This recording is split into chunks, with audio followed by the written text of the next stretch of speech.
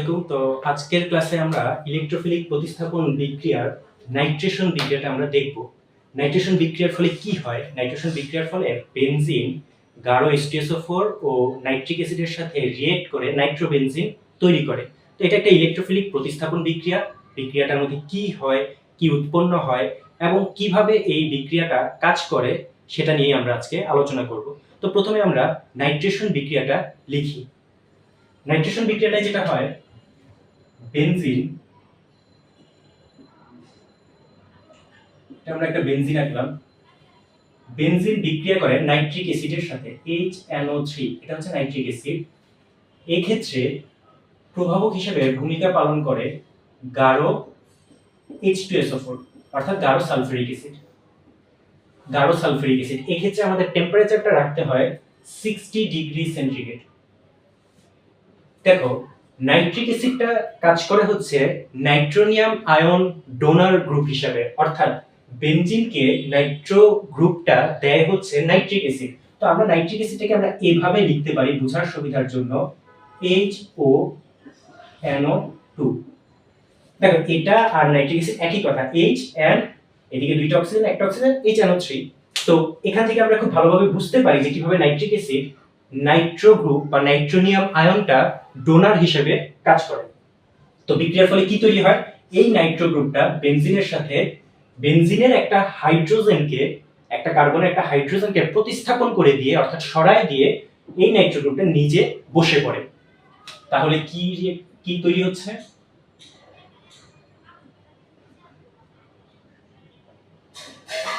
এই যে এদিকে একটা হাইড্রোজেন ছিল, সেটা সরে গিয়ে একটা নাইট্রো গ্রুপ বসে গেছে।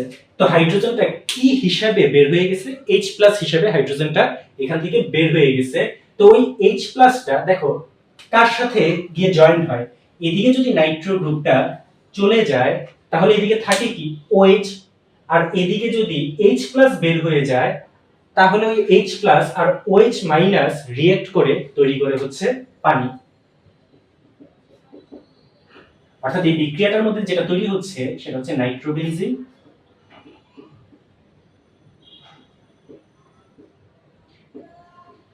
যেহেতু একটা নাইট্রো গ্রুপ যুক্ত হয়েছে বেনজিনের সাথে, তাই নামটা হয়ে গেছে নাইট্রোবেনজিন, আর সাথে তৈরি হয়েছে পানি। তো এখন আমরা একটু ডিটেইলস মেকানিজমটা দেখার চেষ্টা করব যে আসলে বিক্রিয়াটার ভিতর অণু পরমাণু লেভেলে কি ঘটে যার কারণে এই দুইটা উপাদান তৈরি হয়। অর্থাৎ আমরা বিক্রিয়ার ক্রিয়া কৌশল বা মেকানিজমটা দেখার চেষ্টা করব।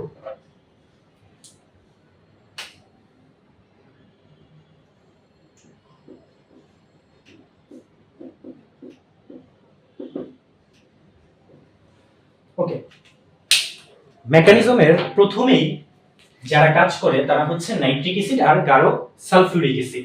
তো নাইট্রিক অ্যাসিড আর গাঢ় সালফিউরিক অ্যাসিডের মধ্যে প্রথম একটা রিঅ্যাকশন হয়। ওই দুইটার মধ্যে রিঅ্যাকশনের মাধ্যমে নাইট্রোনিয়াম আয়ন তৈরি হয়, যে পরবর্তীতে বেনজিনের সাথে গিয়ে রিঅ্যাক্ট করে। অর্থাৎ শুরুতেই কিন্তু নাইট্রিক অ্যাসিড বেনজিনের সাথে রিঅ্যাক্ট করে না, শুরুতে নাইট্রিক অ্যাসিড গাঢ় সালফিউরিক অ্যাসিডের সাথে রিঅ্যাক্ট করে। এটাই তো সালফিউরিক অ্যাসিড কি করছে? প্রভাবক হিসেবে নাইট্রিক অ্যাসিডকে হেল্প করছে, পাশাপাশি বেনজিনকেও হেল্প করছে নাইট্রো গ্রুপটা পেতে। তো এই যে nitric acid HNO3, nitric acid plus গাঢ় সালফিউরিক অ্যাসিড H2SO4,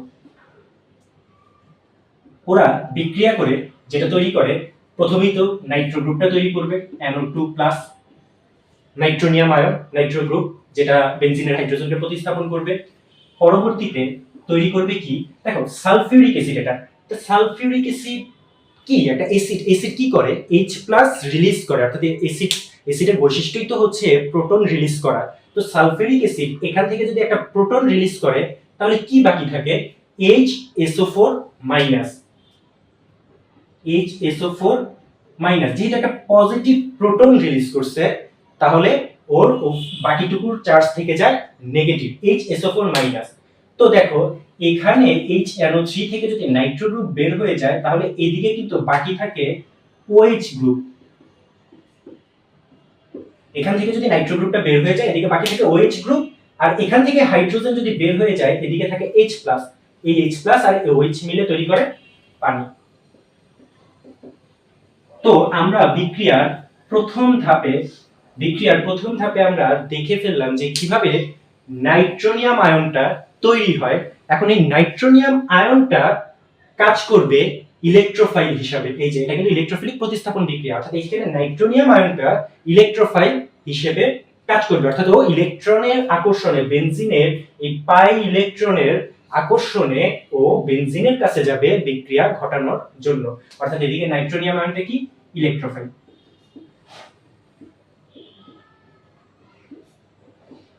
আচ্ছা, HSO4- কে আমরা কি বলতে পারি? HSO4- কে আমরা নিউক্লিওফাইল বলতে পারি, তাই না? কারণ এটা একটা নেগেটিভ চার্জ, ও তো পজিটিভের প্রতি অ্যাট্রাকশন শো করবে, তো HSO4- কিন্তু নিউক্লিওফাইল। কিন্তু এই HSO4- অর্থাৎ বাইসালফেট আয়ন, এই বাইসালফেট আয়ন কি বেনজিনের কাছে যাবে? না, যাওয়ার প্রশ্নই ওঠে না। ও নিজে নেগেটিভ, তাহলে ও কেন নেগেটিভ ইলেকট্রনের দিকে, নেগেটিভ পাই ইলেকট্রনের দিকে ও কেন আকৃষ্ট হবে? আকৃষ্ট হওয়ার কোনো কথাই না। তো যাই হোক, কে যাবে? এই নাইট্রোনিয়াম আয়নটা যাবে। তো সেকেন্ড ধাপের মধ্যে মূল প্রতিস্থাপন বিক্রিয়াটা ঘটে, অর্থাৎ বেনজিনের সাথে নাইট্রোনিয়াম আয়নের মূল বিক্রিয়াটা ঘটে হচ্ছে এই ধাপে। এই ধাপে কি হয় দেখো, এই যে একটা বেনজিন, এই বেনজিনের 6টা কার্বনের সাথে কিন্তু একটা একটা করে হাইড্রোজেন আছে, এটা আমরা জানি। তো আমরা এই হাইড্রোজেনটাকে এই কার্বনের হাইড্রোজেনটাকে আমি আলাদা করে লিখে দেখালাম তোমাদের বোঝার সুবিধার জন্য। তো এর কাছে কে আসবে? এর কাছে আসবে হচ্ছে নাইট্রোনিয়াম আয়নটা, NO2+। এই নাইট্রোনিয়াম আয়নটা এই বেনজিনের কাছে আসবে বেনজিনের পাই ইলেকট্রন বলয় দ্বারা আকৃষ্ট হওয়ার কারণে, আর নিজে যেহেতু একটা ইলেকট্রোফাইল পজিটিভ চার্জ যুক্ত। তো এসে ও কি করবে?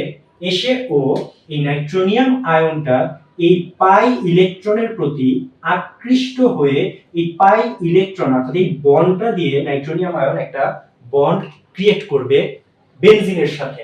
অর্থাৎ ঘটনাটা ঘটবে এরকম,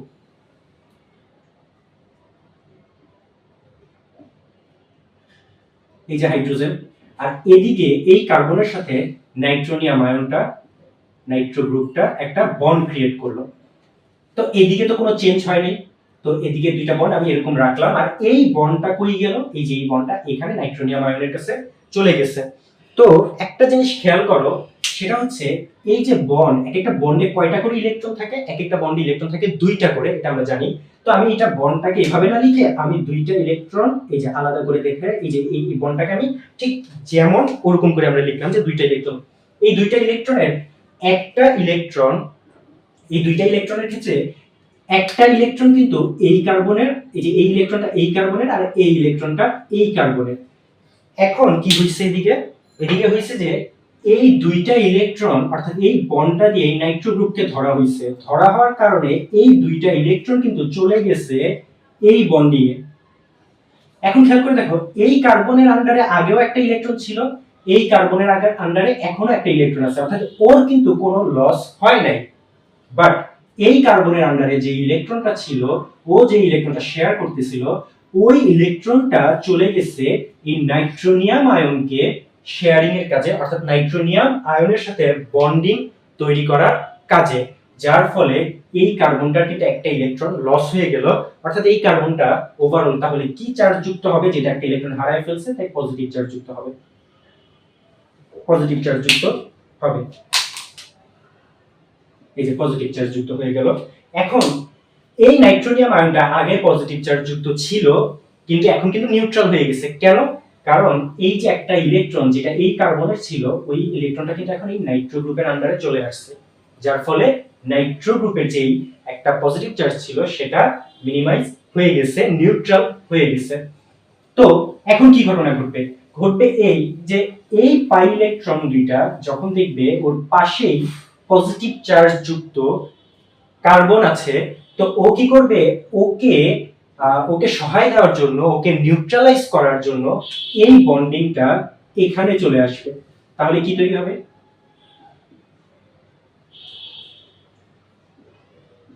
দেখো, এই বন্ডিংটা যদি এখানে চলে আসে তাহলে এটা হয় এরকম, এটার তো কোনো চেঞ্জ হচ্ছে না। এখন খেয়াল করে দেখো, এই বন্ডিং এর মধ্যে ওই আগের কথা, এই বন্ডিং এর মধ্যেও কিন্তু দুইটা, এই যে দুইটা ইলেকট্রন আছে, এই যে দুইটা ইলেকট্রন আছে, এই বন্ডিং এর মধ্যেও দুইটা ইলেকট্রন আছে। এখন এই দুইটা ইলেকট্রনের একটা এই কার্বনের আর এটা এই কার্বনের, এখন এই দুইটা ইলেকট্রন দিয়ে যদি এই বন্ডিংটা এখানে ক্রিয়েট হয়, তাহলে তুমি খেয়াল করে দেখো যে এদিকে দুইটা ইলেকট্রন, চিন্তা করো, এখন এদিকে ক্রিয়েট হওয়ার ফলে দেখো এই কার্বনের আন্ডারে আগে এই ইলেকট্রনটা ছিল, এই কার্বনের আন্ডারে এই ইলেকট্রন, এখন দুইটা ইলেকট্রন এখানে শিফট হওয়ার ফলে এই কার্বনের আন্ডারের ইলেকট্রনটা কিন্তু ঠিকই রয়ে গেছে, বাট এই যে ইলেকট্রনটা এটা কিন্তু এই কার্বনের আন্ডারে ছিল, এই ইলেকট্রনটা কিন্তু এখন এখানে চলে আসছে, এই যে এটা, যার ফলে এই কার্বন কিন্তু তার একটা ইলেকট্রন হারায় ফেলছে, অর্থাৎ ওভারঅল এই কার্বনটা পজিটিভ চার্জ যুক্ত হবে। আর এই কার্বনটা যে পজিটিভ চার্জ যুক্ত ছিল আগে, এই দুইটা ইলেকট্রন এখানে আসার ফলে ও কিন্তু একটা এক্সট্রা ইলেকট্রন গেইন করছে, তাহলে একটা এক্সট্রা ইলেকট্রন মানে একটা এক্সট্রা নেগেটিভ, যার ফলে পজিটিভ নেগেটিভে নিউট্রালাইজ হয়ে গেছে। একই কথা এখানে একই ঘটনা আবার ঘটবে, সেটা হচ্ছে এই দুইটা ইলেকট্রন, আচ্ছা এখানে হাইড্রোজেন ছিল আর এখানে নাইট্রো গ্রুপ ছিল। ওকে, তো এই বন্ডিং এর দুইটা ইলেকট্রন তাহলে এখানে শিফট হবে ওর এই পজিটিভিটিটা নিউট্রালাইজ করানোর জন্য, তাহলে কি তৈরি হবে?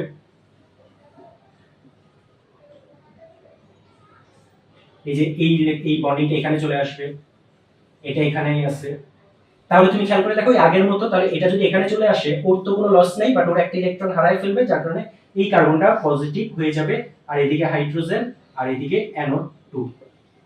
তাহলে এই যে একটা কমপ্লেক্স স্ট্রাকচার তৈরি হবে বিক্রিয়ার মাঝে, এরকম একটা কমপ্লেক্স, অর্থাৎ এটাও থাকবে বিক্রিয়ার মধ্যে, এটাও থাকবে, এটাও থাকবে, তিনটা সাম্যাবস্থায় থাকবে, যে কোনোটা থেকে যে কোনটা যে কোনো সময় কনভার্ট হইতে পারে, যার কারণে আমি উভমুখী চিহ্ন দিছি। এই তিনটা কন্টিনিউয়াসলি একই সাথে একই সময়ে তিনটা থাকবে, বিরাজমান থাকবে, তো এটাকে একটা কমপ্লেক্স বলে, যেটা নাম হচ্ছে সিগমা কমপ্লেক্স, যেটাকে আমরা সংক্ষেপে যেটা দ্বারা প্রকাশ করি সেটা হচ্ছে এই যে এই এই এই পুরো কমপ্লেক্সটাকে আমরা সংক্ষেপে প্রকাশ করি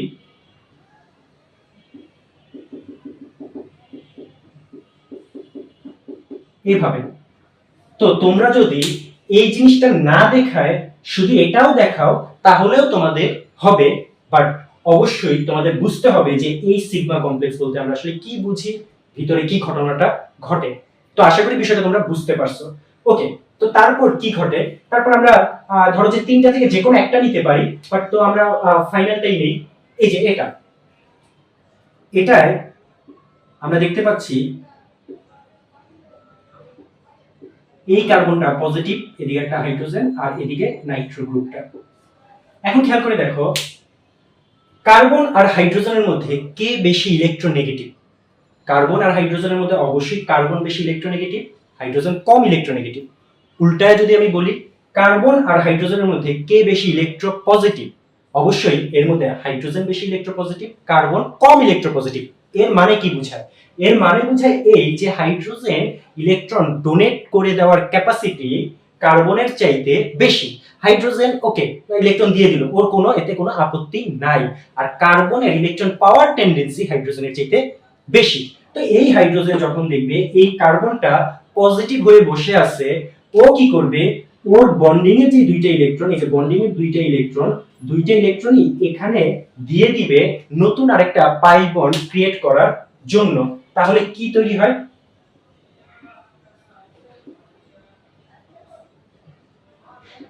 তাহলে এই যে এই বন্ডিংটা যদি এখানে চলে আসে তাহলে হয় এরকম, আর আগে এরকম ছিল, নাইট্রো গ্রুপটা তো আগে ছিল। আর হাইড্রোজেন দেখো, এই হাইড্রোজেন যে দুইটা ইলেকট্রন দিয়ে কার্বনের সাথে একটা সমযোজী বন্ধন করছিল, এই ইলেকট্রনটা কিন্তু এই কার্বনের আর এই ইলেকট্রনটা হাইড্রোজেনের। তো দুইটা ইলেকট্রন যদি এখানে চলে আসে তাহলে হাইড্রোজেন কিন্তু নিজের ইলেকট্রনটা হারাই ফেললো, অর্থাৎ হাইড্রোজেন H+ হিসেবে এখান থেকে বের হয়ে চলে যাবে। আর এই ক্ষেত্রে কি হবে, যে এদিকে যে নতুন বন্ডিংটা ক্রিয়েট হয়েছে, এই যে এটা আর এটা দুইটা ইলেকট্রনের, এর মধ্যে এই ইলেকট্রনটা কিন্তু কার্বনেরই ছিল। দেখো এই যে এই ইলেকট্রন এই কার্বনের, আর এই ইলেকট্রনটাই কিন্তু এই ইলেকট্রন যেটা এই কার্বনেরই ছিল, বাট এই ইলেকট্রনটা কিন্তু হাইড্রোজেনের ছিল, এটা কিন্তু এই কার্বনের ছিল না, যার ফলে এই ইলেকট্রনটা পাওয়ার কারণে এই কার্বনের পজিটিভ চার্জটা নিউট্রালাইজ হয়ে গেছে। তো ফাইনালি কি তৈরি হইলো, যে হাইড্রোজেন বেনজিনের যে হাইড্রোজেন সেটা রিলিজ হয়ে গেল, আর বিনিময়ে নাইট্রো গ্রুপটা এদিকে প্রবেশ করে গেল। ফলে কি ঘটলো, একটা প্রতিস্থাপন বিক্রিয়া ঘটলো। একটা ইলেকট্রোফাইল দ্বারা প্রতিস্থাপন বিক্রিয়া ঘটলো, যার কারণে আমরা এটাকে বলবো ইলেকট্রোফিলিক প্রতিস্থাপন বিক্রিয়া। তারপর কি ঘটে, এই H+ কোথায় যায়? দেখো এই H+ যায় হচ্ছে, এটা যেহেতু পজিটিভ আর আমার কিন্তু ওদিকে একটা নিউক্লিওফাইল ঠিকই তৈরি হয়েছিল, তো এই H+টা এই বাইসালফেটের সাথে রিঅ্যাক্ট করে আবার সালফিউরিক অ্যাসিড তৈরি করে ফেলবে। H+ plus bisulphate H2SO4। দেখো এদিকে আমরা H2SO4 টা ইউজ করছিলাম আমরা প্রভাবক হিসাবে। তো তোমরা হয়তো জানো যে প্রভাবক তারা যারা বিক্রিয়ায় হেল্প করবে বাট বিক্রিয়ায় ডিরেক্টলি পার্টিসিপেট করবে না, বা বিক্রিয়ার ফলে বিক্রিয়ার শেষে ওরা নিঃশেষ থাকবে, অর্থাৎ শেষ হয়ে যাবে না। ওরা ওদের যতটুকু তুমি ইনপুট দিছো ততটুকুই ওরা শেষে আবার ব্যাক চলে আসবে, যাতে এই প্রভাবকটা আবার নতুন কোনো বিক্রিয়ায় প্রভাবক হিসেবে কাজ করতে পারে, ইউজ করা যেতে পারে। তো এই যে বিক্রিয়া শেষে কিন্তু H2SO4 আবার আগের অবস্থায় ফিরে গেল। তো আশা করি তোমরা বুঝতে পারছো যে কিভাবে নাইট্রেশন বিক্রিয়াটা ঘটে। নেক্সট ভিডিওতে আমরা সালফোনেশন বিক্রিয়া নিয়ে আলোচনা করব। সে পর্যন্ত ভালো থাকো, আল্লাহ হাফেজ।